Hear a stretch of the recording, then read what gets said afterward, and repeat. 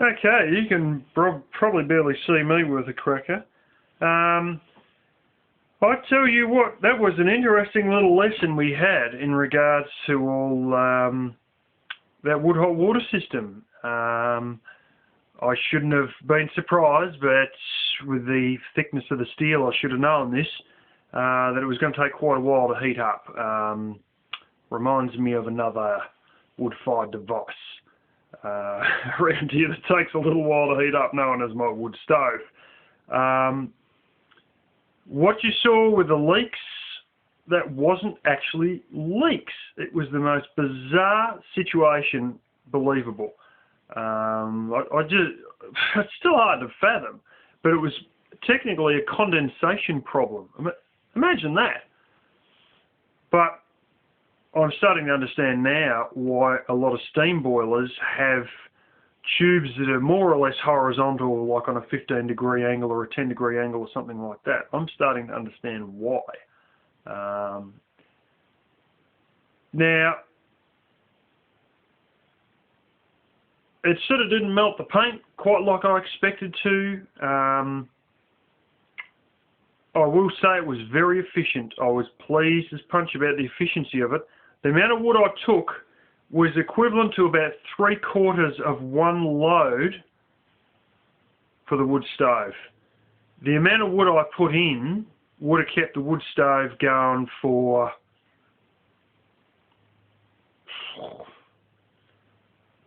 not that long, maybe about 22 minutes, less than half an hour anyway. And, you know, that wood was still starting to die down at about an hour and 20 minutes. Yeah, that's when it stopped burning and went to red coals. Out of 3/4 of a load of what I usually put in the wood stove when I reload the wood stove. That was really quite impressive, the efficiency of it. Now, we're going to get on to this whole business about the leaks. Oh, you buggered up, you got leaks and you won't admit it. No, I didn't actually.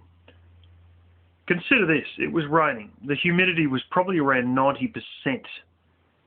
You'll see a point there where I put my hand over the top of the smoke coming out and say that there's a lot of water in it. You can tell by looking that it's white, but you can put your hand over the top and there'll be, you know, smoke coming out, and after a while your hand becomes damp, and I was experiencing that.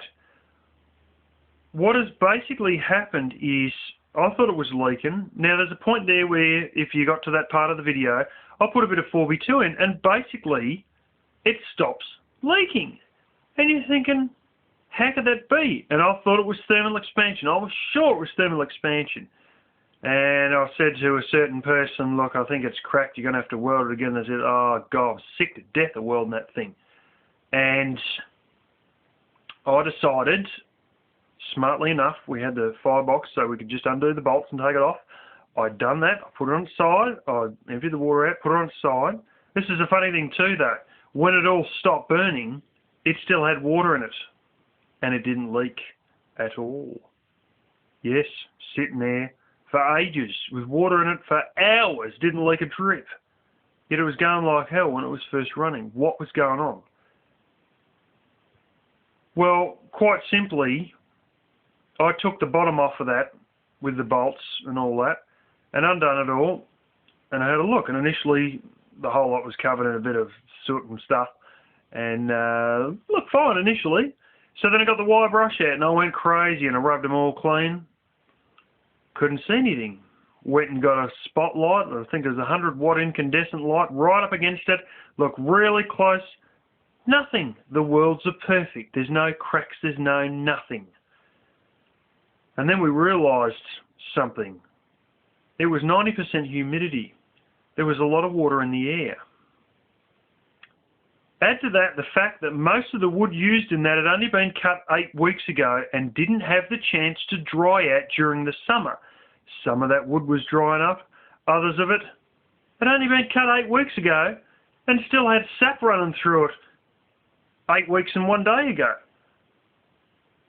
This is the thing, it didn't have a chance to dry out during summer.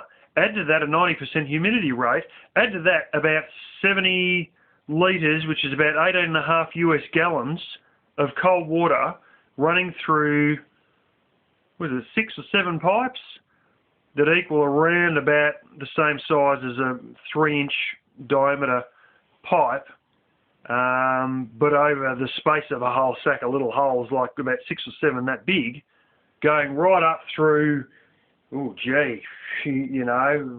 foot or something like that height, with all that cold water in there. You know what's happening? The moisture from the air that it was using to burn, 90% humidity, was condensing in those pipes and running back down.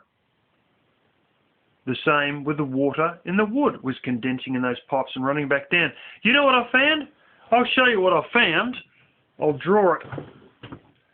I might have to turn the lights on this.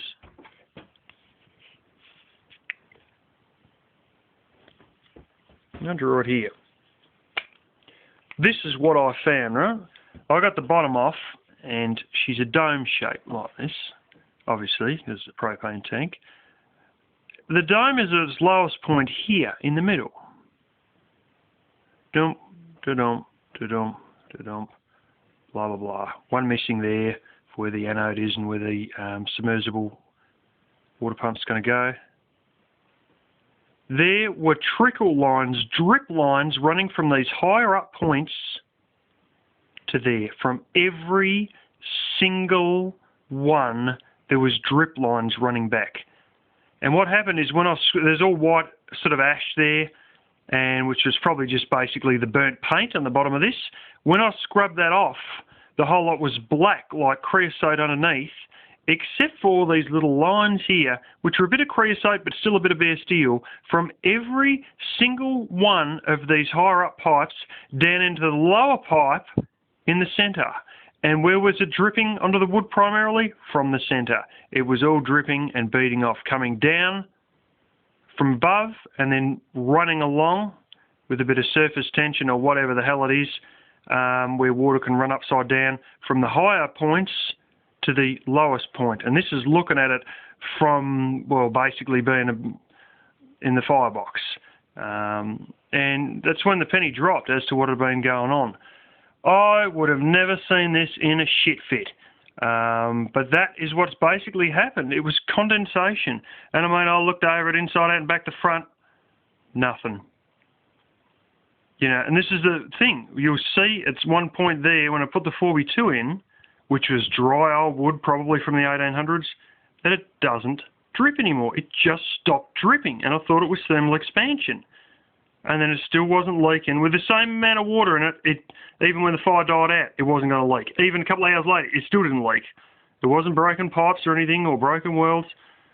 Unbelievable. But I tell you what, people, this is the school of hard knocks for learning physics. Some of my experiments, I learned some stuff for real. Not theory in a classroom, I see it in action.